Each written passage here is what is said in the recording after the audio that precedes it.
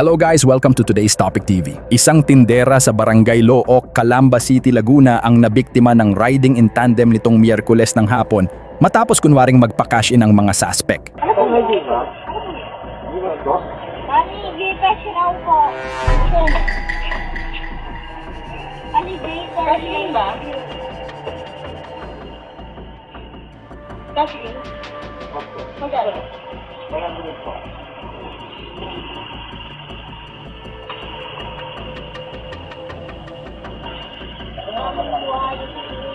Ano number? 79. Magkano po yun? 5.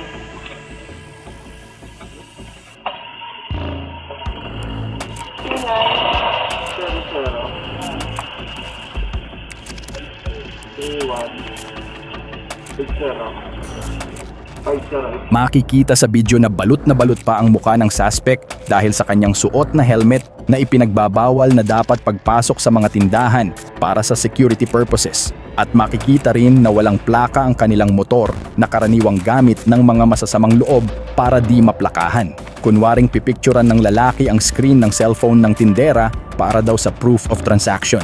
Pero sa isang iglap, bigla niyang hinablot ang cellphone at mabilis na tumakbo palabas at dali-daling sumakay sa motor.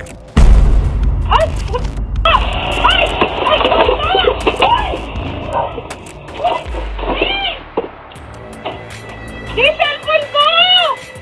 Di! Daddy! Daddy!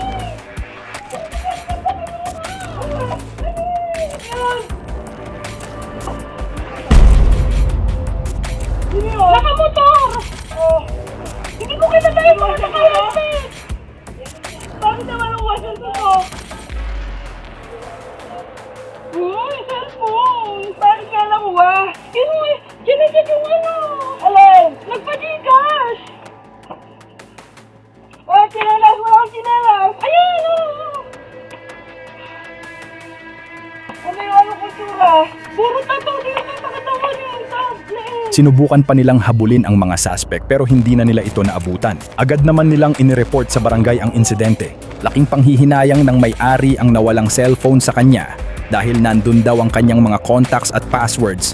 At bukod sa 20k na halaga ng cellphone, ay may 10k pang laman ang kanyang online wallet na paniguradong sinimot na ng mga suspect.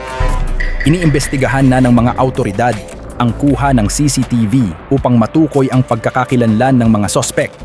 Pinayuhan din nila ang mga tindera at negosyante na maging doble ingat sa mga nagpapanggap na Gcash customers at huwag agad ipahawak ang cellphone lalo na sa mga hindi kilalang tao.